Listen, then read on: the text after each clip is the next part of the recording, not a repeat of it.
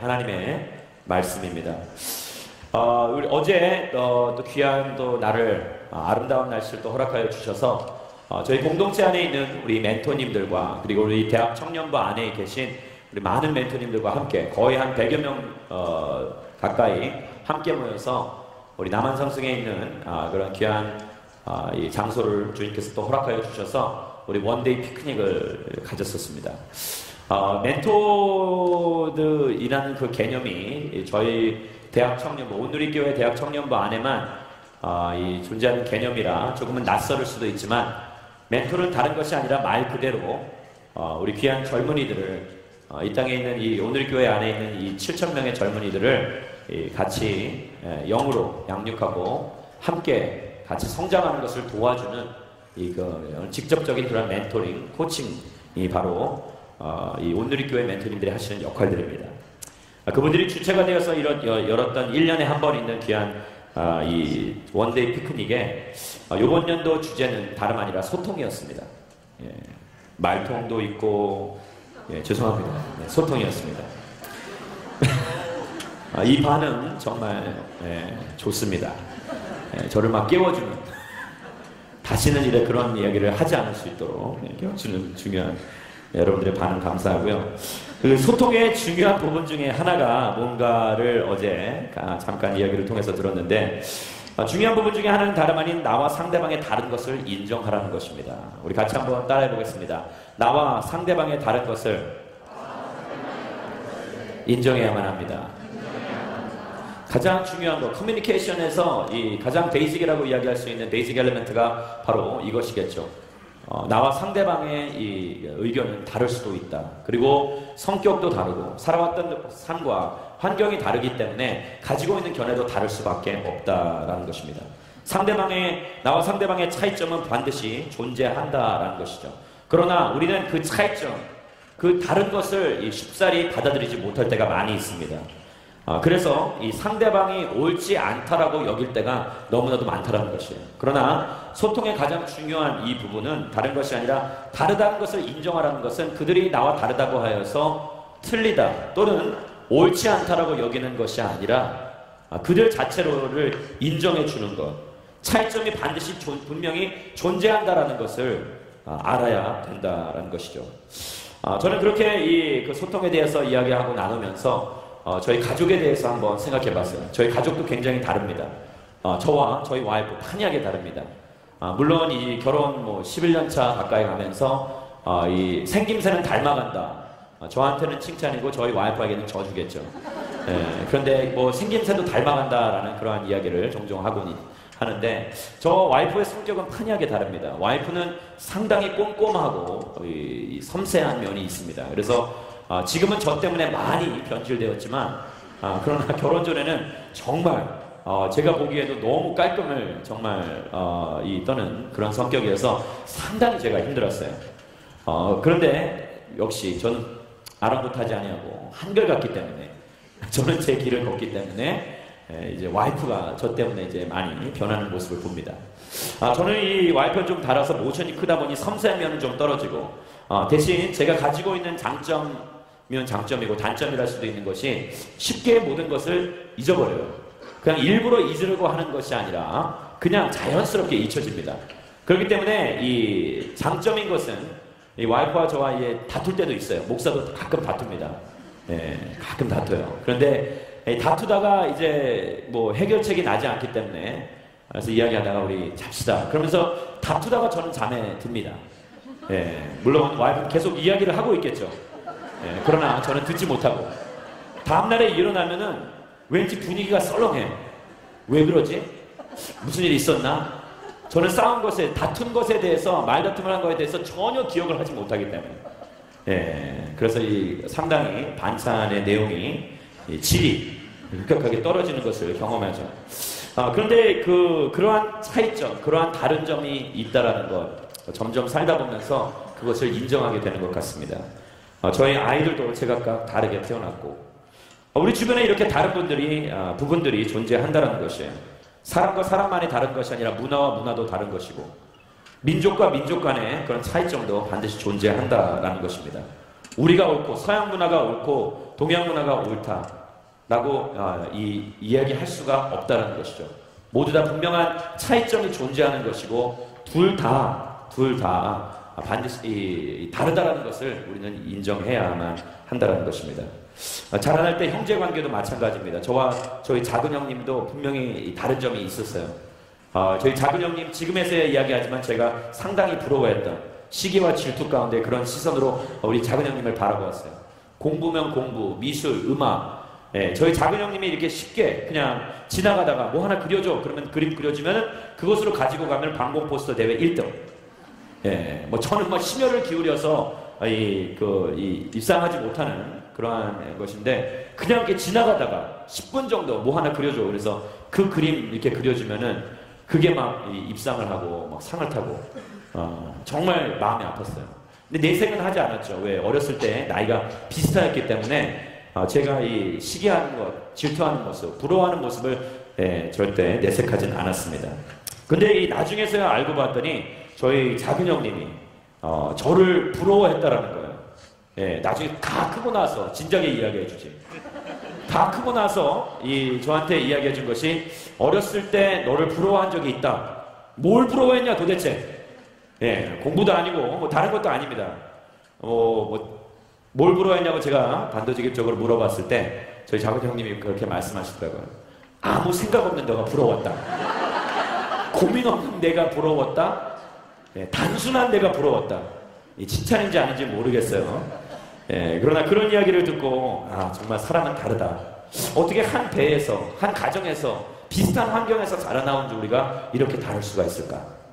오늘 저와 여러분들이 읽은 본문의 말씀 가운데 등장하는 두 자매가 있습니다. 마르다와 마리아. 어쩌면 성경에서 가장 유명한 이 두 자매, 판이하게 다른 그러한 이 성격을 가지고 특성을 가진 이 두 자매. 그러나 이들의 다른 것이 누구 하나는 옳고 누구 하나는 틀리다. 누구 하나는 맞고 누구 하나는 옳지 않다라고 그렇게 보는 것이 아니라 이 부분 가운데서 분명히 다른 점이 존재하지만 차이점은 존재하지만 그 차이점으로 인하여서 어느 하나가 옳다라고 여기는 것이 아니라 이 둘의 이 차이점을 통하여서 우리가 배울 수 있는 부분들이 있다는 것이죠. 오늘 말씀을 통해서 저와 여러분들이 그런 영적인 원리를 발견하고 다른 사람이 아닌 우리의 삶 가운데서 적용하며 나아가게 되기를 소망합니다. 우리 먼저 38절 말씀을 우리 같이 한번 읽도록 하겠습니다. 38절 말씀 같이 읽겠습니다. 시작. 예수께서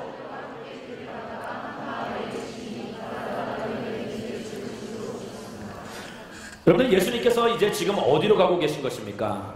우리 몇 주 전부터 우리 계속해서 예수님께서 자기 자신의 삶 가운데서 이제 순환을 받을 것을 예루살렘으로 올라가서 이 하나님의 거룩한 뜻에 따라 십자가를 지실 것을 분명히 말씀하시고 예고하셨죠.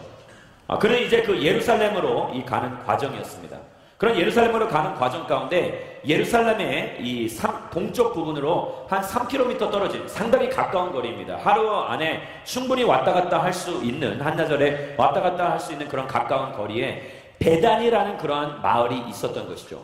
저와 여러분들이 읽었던 이 누가복음에는 나오고 있지 않지만 지명은 나오고 있지 않지만 다른 공간복음서를 보게 되면 요한복음이나 다른 말씀을 보게 되면 이 마르다와 마리아 그리고 그의 오라버니 오빠가 되는 그런 이 나사로 그렇죠. 레즈러스라는 그러한 이 사람이 그들이 묵는 곳이 어디냐? 베단이라고 성경은 이야기합니다. 자, 베단이라고 하는 곳은 여러분들 아시다시피 이 지명에는 모두 다 뜻이 있죠. 이 아람어로 이 벳이라는 것은 베델, 여러분들 베델이라는 그런 곳이 있죠. 에베네셀도 있고. 그런데 이 벳이라는 것은 이 집이라는 뜻이죠. 그렇기 때문에 다니는 바로 가난한 사람들을 이야기합니다. 그렇기 때문에 가난한 사람들이 사는 집, 그러한 지역이라고도 이야기할 수 있는 것이죠.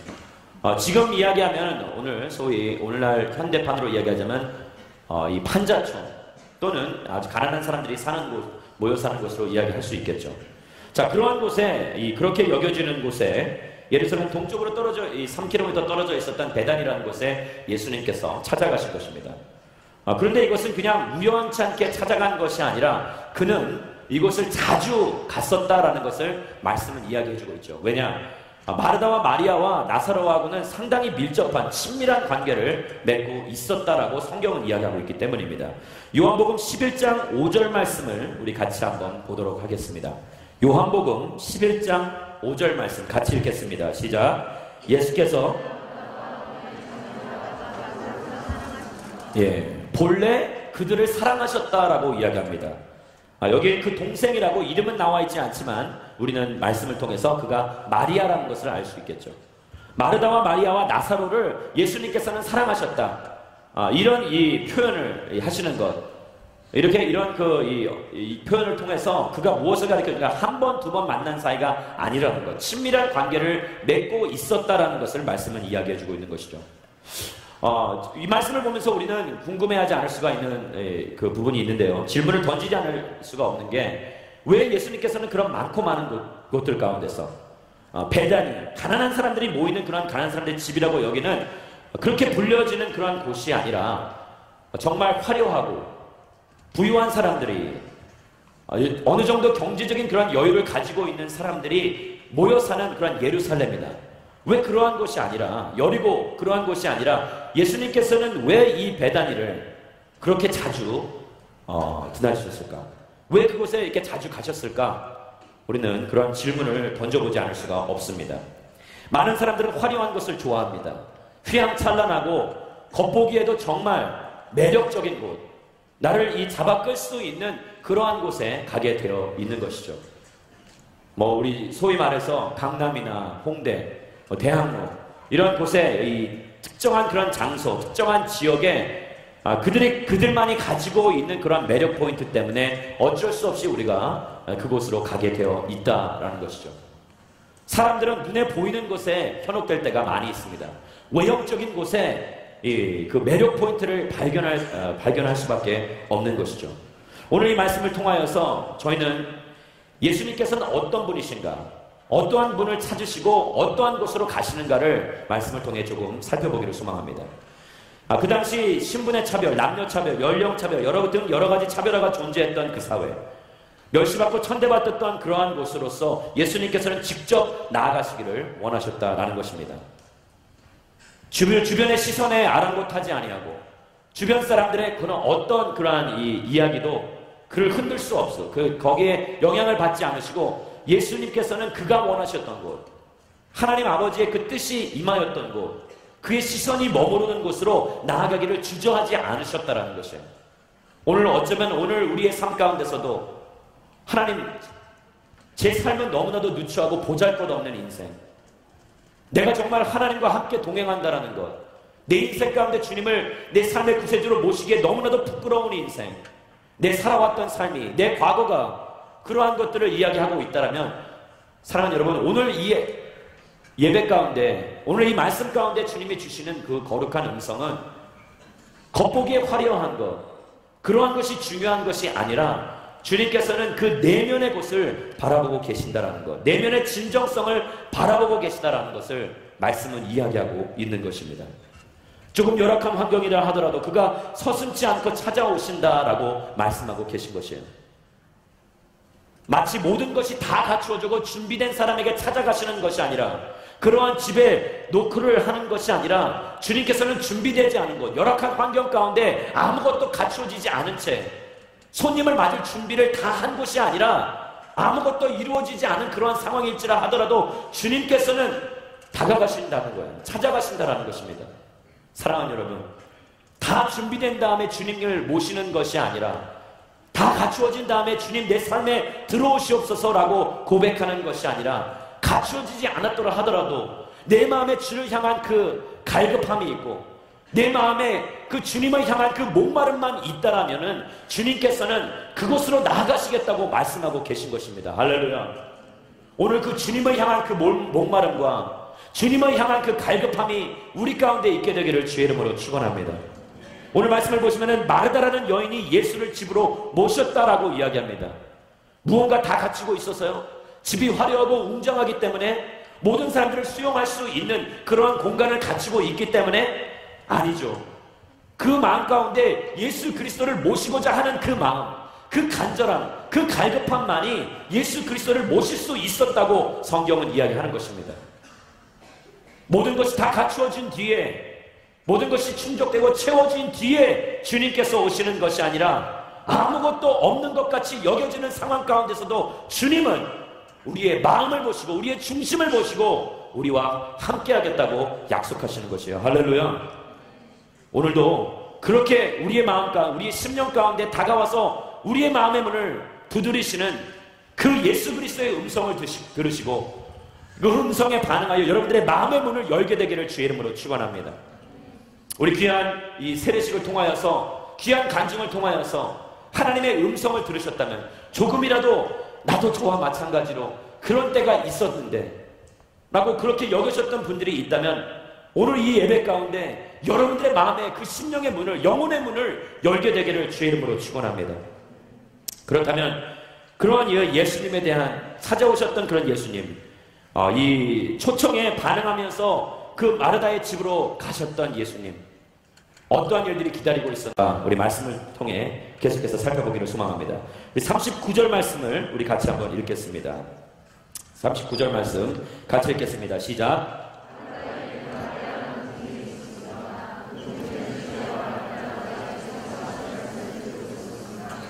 먼저 우리가 마르다라는 여인을 보고 이 마리아를 좀 살펴보겠는데요.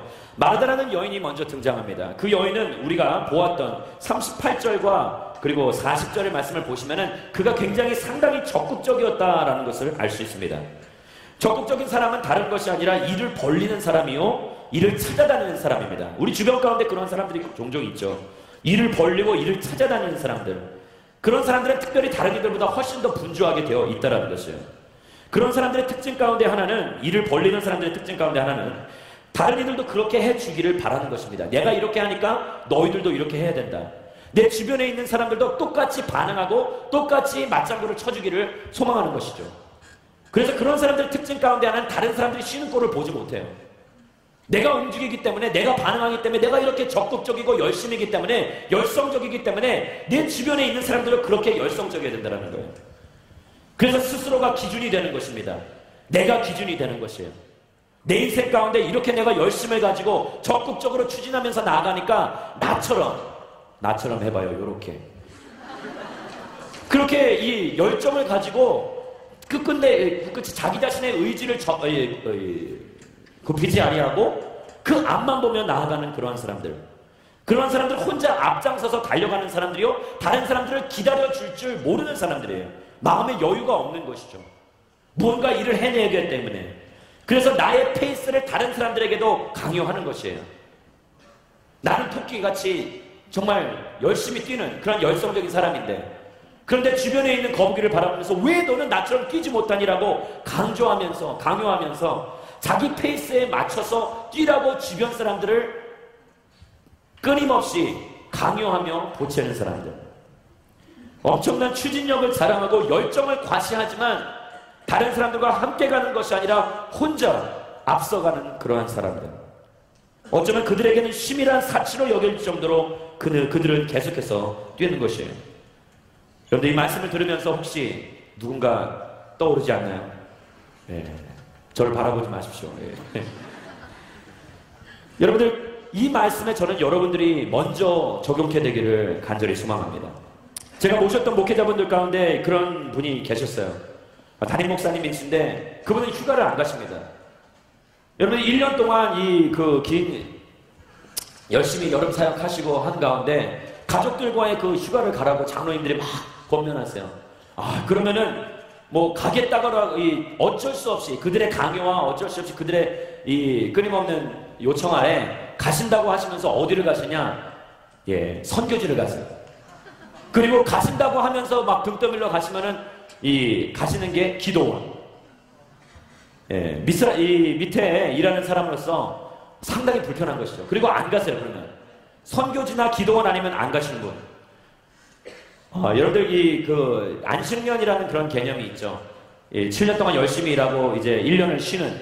그런데 이제 교역자들은 대부분 1년을 쉬지 못하고 한 달 정도를 쉬십니다. 그래서 장로님들이 다 함께 뜻을 모아서, 저희 부교육자들이 함께 뜻을 모아서 막 돈도 모아서, 목사님 좋은 곳으로 제발, 그분이 오지 않으셔야 저희가 좀 편하기 때문에 그래서 막 좋은 곳으로 가자고 그렇게 막 등 떠밀어도 그분이 가신다는 거예요. 한 달 동안 자리를 비우신대요. 얼마나 기뻤는지 수석구 목사님과 막 하이파이브를 하고 막 기쁨에 찬. 그런데 이 정작 그분이 가신 것은 기도원. 그것도 가셔서 40일 금식 기도. 돌아오셨는데 피골이 상처파에서 정말 마음이 어려운 거예요. 그러면서 자네들도 휴가 가. 그게 휴가 가라는 거예요? 마치 저희들의 귀에는 너희들도 가서 기도원에 가서 40일 금식 기도하고 와. 마치 그렇게 들리는 거예요. 그런 환청이 저희들에게 들리는 거죠. 여러분, 그러한 상사를 만난다고 생각을 해보십시오. 그런 주변의 사람들, 정말 고오리엔트드 목적 달성이 그들의 인생의 전부인 것 마냥 그것만을 위해서 달려가시는 인생들, 적극적인 인생들, 일을 벌리고 일을 찾아다니는 사람들. 여러분, 그런 사람들은 주변에 있는 사람들까지도 힘들게 하고 어렵게 한다라는 것입니다. 어쩌면 이것이 오늘 저와 여러분들이 보았던 마르다의 영성이 아닌가 생각해 봅니다.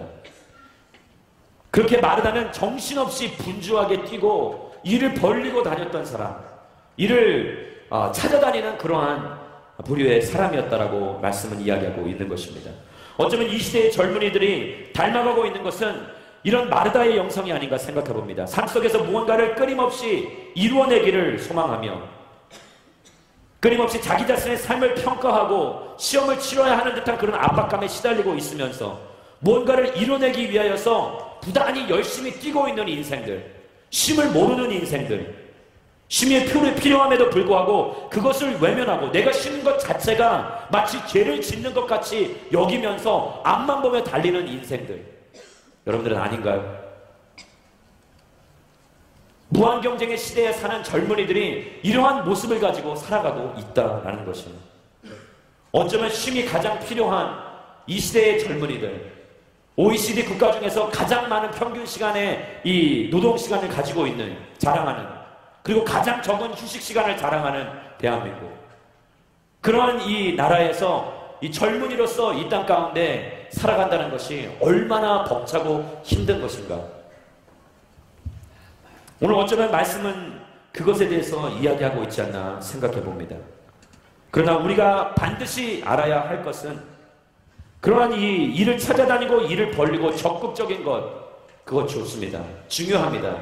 그러나 일을 하기 전에 반드시 무엇이 있느냐, 쉼이 있어야 된다라는 것을 여러분들 기억하셔야 한다는 것이에요. 한 주간의 시작은 쉼으로부터 시작합니다. 믿으면 아멘 하시기 바랍니다. 월요일이 한 주간의 시작이 아니라 주일이, 오늘이 바로 한 주간의 시작입니다. 그리고 오늘을 우리는 뭐라고 이야기하느냐? 안식일이라고 이야기합니다. 주님 안에서 평안하고 주님 안에서 쉼을 갖는 것입니다. 할렐루야. 쉼을 통하여서 한 주간을 살아갈 수 있는 그 힘과 능력을 얻게 된다라는 것을, 새로운 이 능력을 부여받게 된다라는 것을 우리는 알아야 한다는 것이죠. 두 번째, 마르다는 어떠한 사람이었냐? 분주한 사람이었습니다. 우리 40절 말씀을 같이 한번 보도록 하겠습니다. 40절 말씀 같이 한번 읽겠습니다. 시작. 그러나 마르다는 여러 가지 접대하는 일로 정신이 없었습니다. 예수께 다가와 말했습니다. 주여, 제 동생이 저한테만 일을 떠맡겼는데 왜 신경도 안 쓰십니까? 저를 좀 거들어 주라고 말씀해 주십시오. 우리는 마르다를 보면서 정말 부지런하다 라고 여길 수도 있어요. 그러나 그는 부지런한 것이 아니라 분주했다라고 말씀은 이야기하고 있는 것입니다. 40절의 말씀에 접대하는 일로 정신이 없었다라는 이 헬라어는 이 페리에스파트라는 그런 헬라어입니다. 사방에서 모든 것을 끌어당기다라는 뜻이에요. 아까 제가 말씀드렸듯이 일을 찾아다니는 사람, 일을 벌리는 사람, 주변에 있는 것들을, 모든 것을 다 끌어다가 자기 앞에 놓는 것, 본인이 해야 되는 것이에요.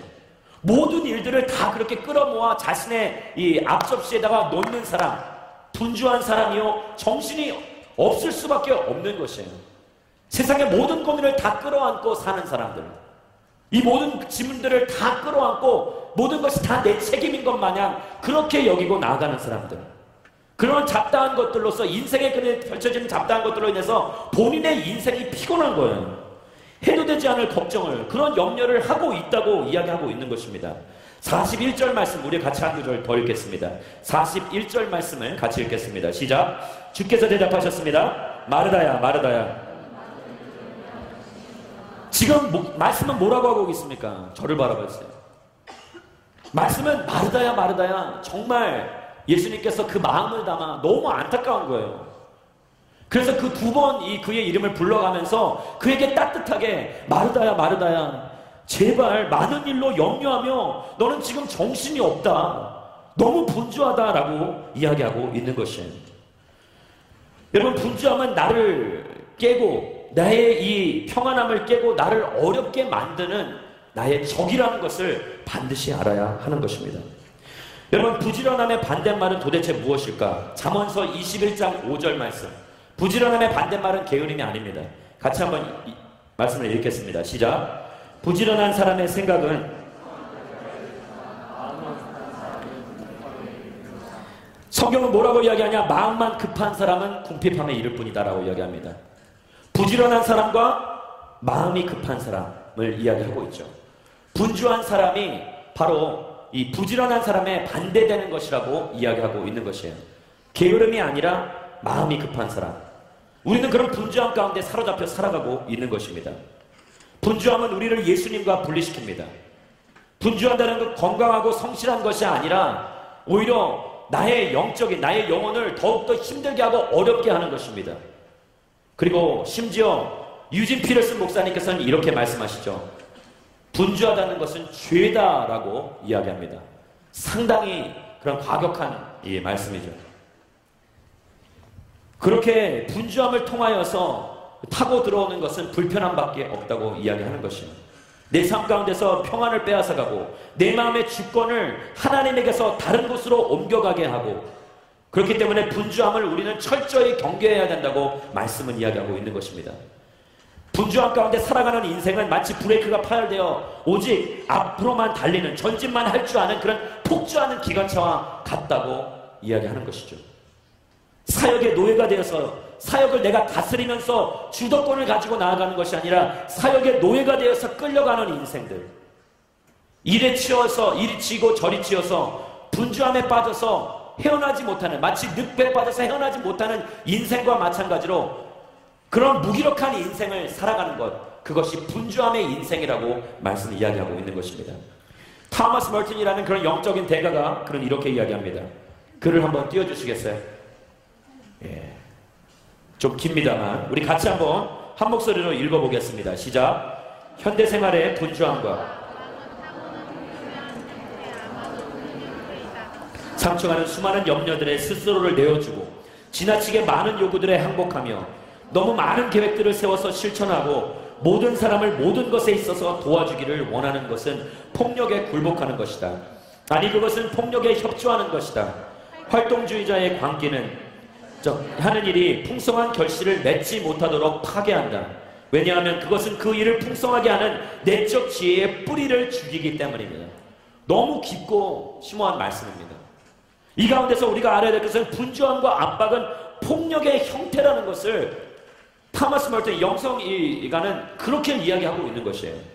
조금 더 이것을 쉽게 표현한 유진 피터슨 목사님의 이 글을 한번 읽어볼까요? 유진 피터슨 목사님의 글을 한번 띄워주시겠어요?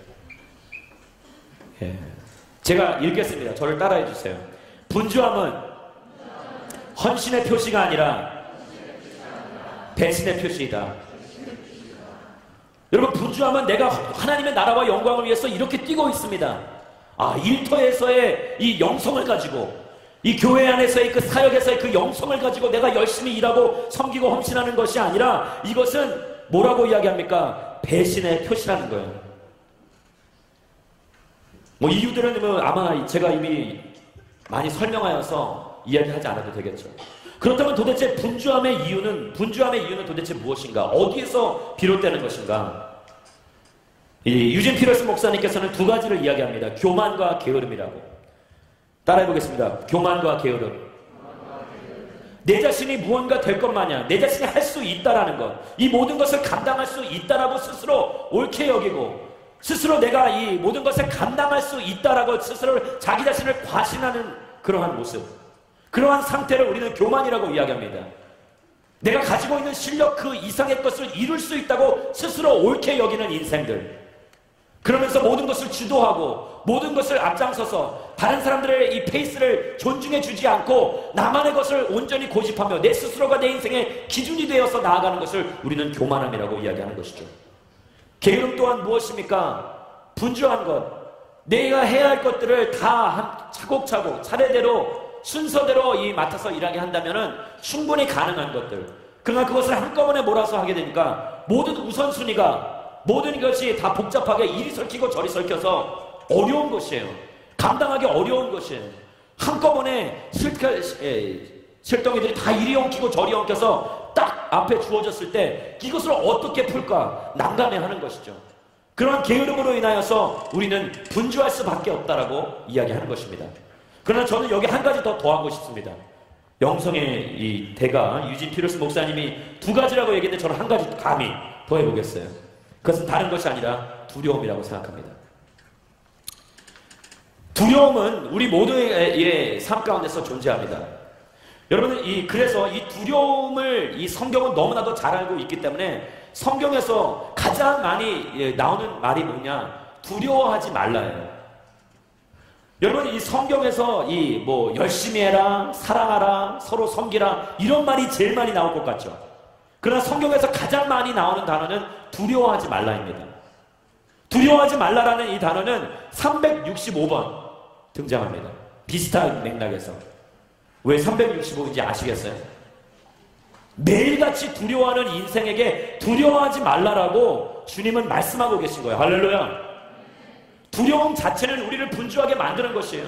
어쩔 줄 모르는 거예요. 마음의 평안을 누릴 수 없는 것입니다. 그리스도가 우리와 함께한다면, 예수 그리스도와 우리와 연합한 인생을 우리가 살고 있다면 우리는 우리 마음 가운데 절대적인 그리스도로부터 오는 그 평안함이 있어야 할 것입니다. 할렐루야.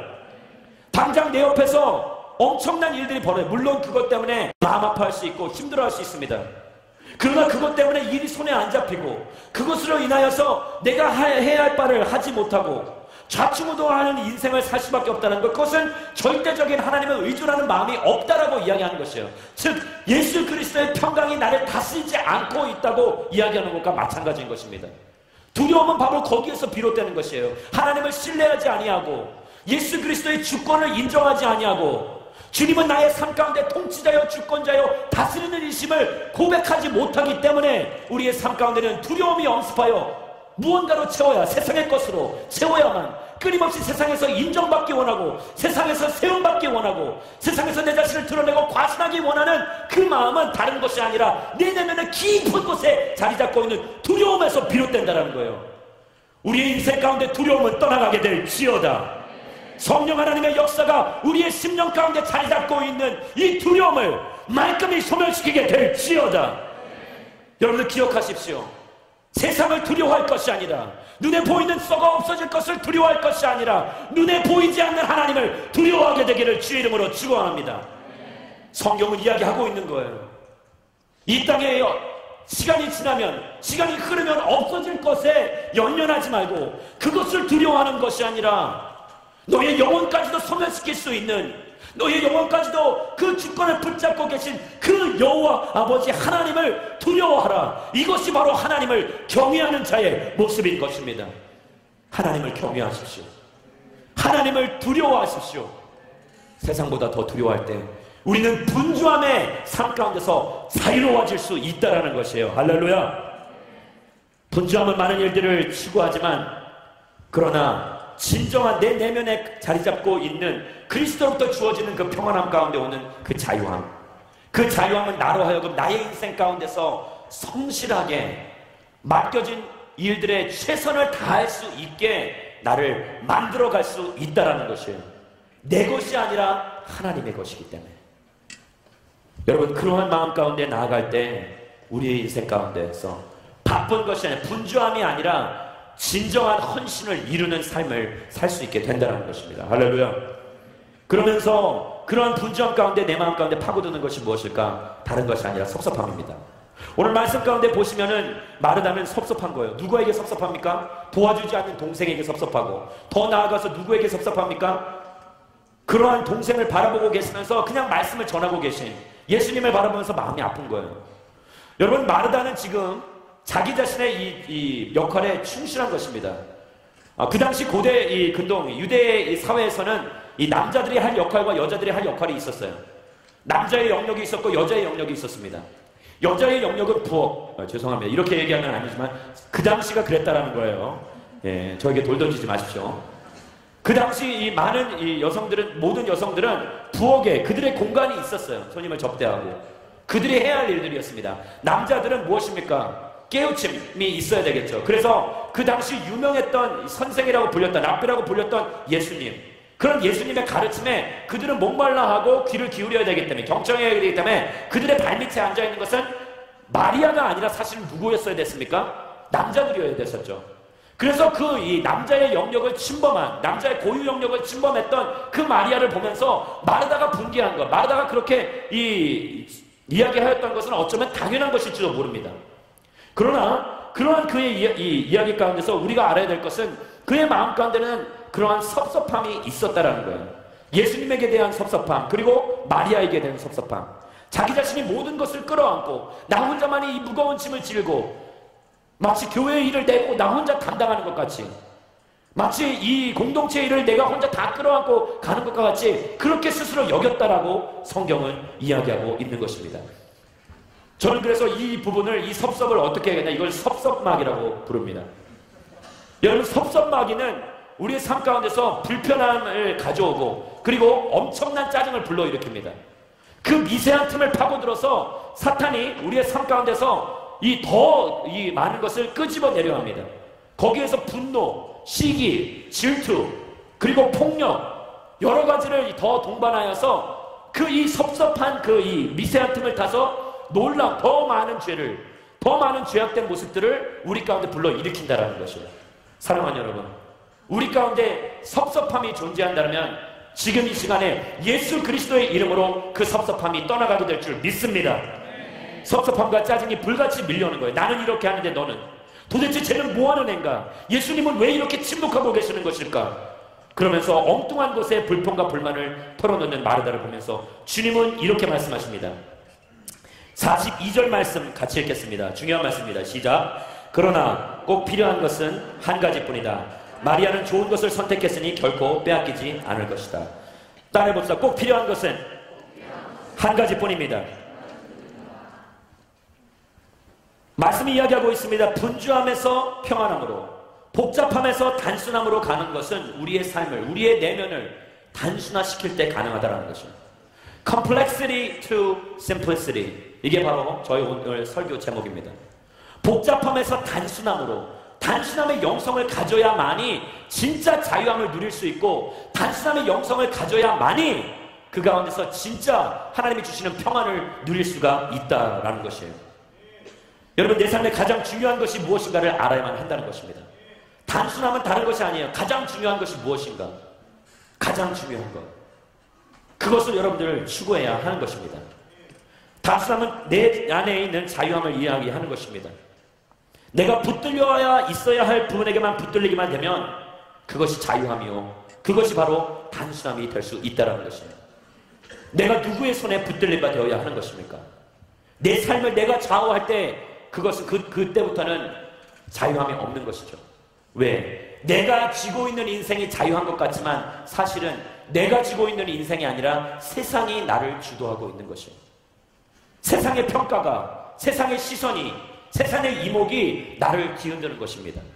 그렇기 때문에 진짜 자유한 것, 진짜 단순함은 다름 아닌 내가 주도하는 인생이 아니라 하나님께서 주도하는 인생, 나를 만드시고 나를 이끄시고 나를 지금까지 함께하여 주신 그 하나님이 붙잡은 인생이야말로 진짜 자유하는 인생이요, 단순한 인생이라고 이야기할 수 있는 것이에요. 그래서 내 안에 있는 내면을 안정시키기 위하여서 우리는 하나님의 임재를 구해야만 하는 것입니다. 할렐루야. 마리아처럼 하나님의 임재만을, 하나님의 얼굴만을, 그의 음성만을, 그의 소리만을 듣기를 간구해야 한다는 것입니다. 내 일방적인 생각과 뜻대로 이루어지는 삶을 추구하기보다는 분주함 가운데 하나님의 통치하심을 받기를 소망하는, 갈망하는 그러한 마음이 있어야 한다는 것이에요. 저는 분명히 말씀드립니다. 여러분들, 이 사역을 하지 말라는 이야기가 아닙니다. 이 말씀을 들으면서 나도 마리아의 영성을 갖기 위하여서 그러면서 저한테 하나님이 아니라 목사님 사역을 내려놓겠습니다. 예배에 집중하지 못해요. 집중하겠습니다. 그러면서 집중하는데 예배에 집중하는 것이 아니라 엉뚱한 것에 집중을 하게 돼요. 세상에 집중하게 되고 이성적인 그런 거기에만 집중하게 되는 그러한 지체들을 제가 너무나도 많이 봤습니다. 제가 젊은이 사역을 하루 이틀 하는 것이 아니라 상당히 오래 했어요. 지금 성인 사역을 제외하고 나면은 거의 8년을 지금 젊은이 사역에 전임 사역자로 올인했습니다. 수많은 사람들을 만났어요. 그런데 정말 어떻게 빠지지 않고 멘트는 비슷해요. 예배에 집중하기 위해서.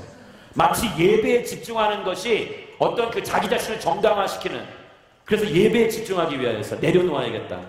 그런데 거의 열의 9은 내려놓은 뒤에 사라져버립니다. 먼지가 돼요. 못 찾는 거예요. 사라져버려요. 저는 정말 여러분 궁금합니다. 정말 사역이 많아서 하나님에게 집중하지 못하는 걸까요? 내 인생 가운데 내가 할 일이 많아서 복잡하기 때문에 하나님에게 집중하지 못하는 건가요? 아니라는 것이에요. 분명히 말씀드리지만 이것은 내 마음의 문제입니다. 마음이 복잡하기 때문에, 마음이 분주하기 때문에, 아까 드렸던 그런 여러 가지 이유들 때문에, 그것 때문에 하나님에게 집중하지 못하는 인생. 그러나 주님은 말씀하십니다.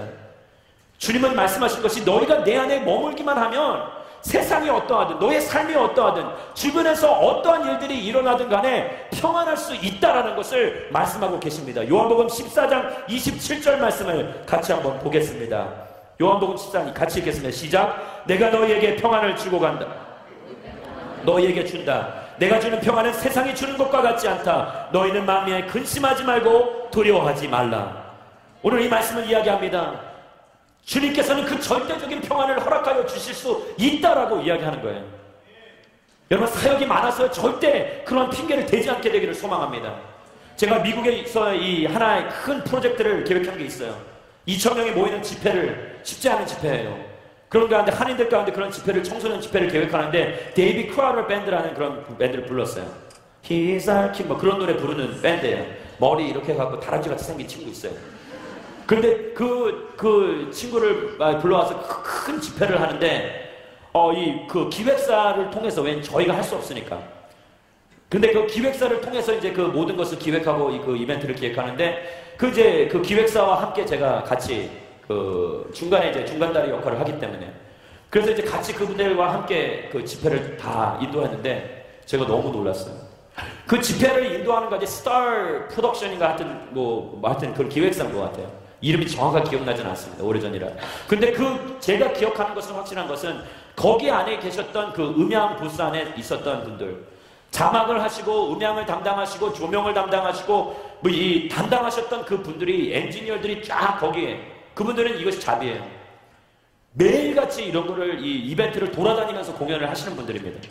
그런데 그분들이 그런 집회, 그 예배를 하는 도중에 정말 은혜를 받는 그 모습을 제가 옆에서 봤어요.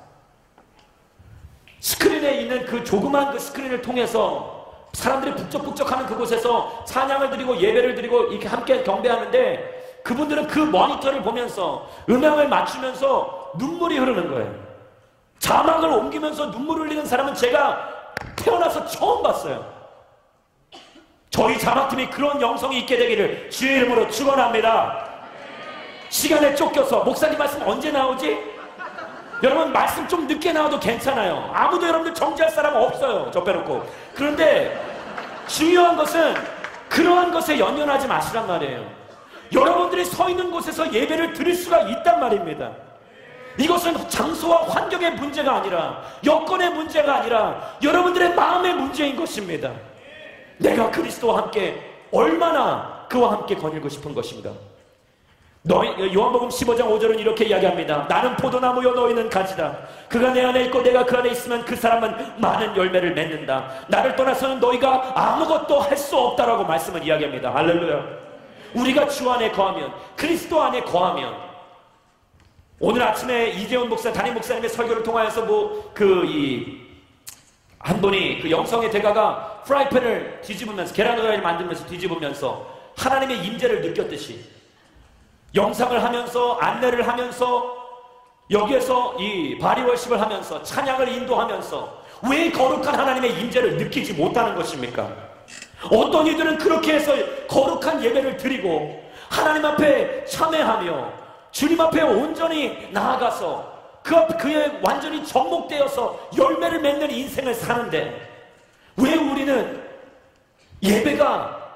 예배를 되지 않는다고, 내가 하는 그거 사역 때문에, 내가 하는 그런 어떤 특정한 일들 때문에, 번잡한 학교 일들 때문에, 내 삶 가운데 주어지는 회사의 일들 때문에, 그러한 것 때문에 시선을 빼앗기고 마음을 빼앗겨서 분주함 가운데 예수 그리스도를 놓친 가운데 열매 맺지 못하는 인생, 참된 예배자의 인생을 살지 못하는 것입니까?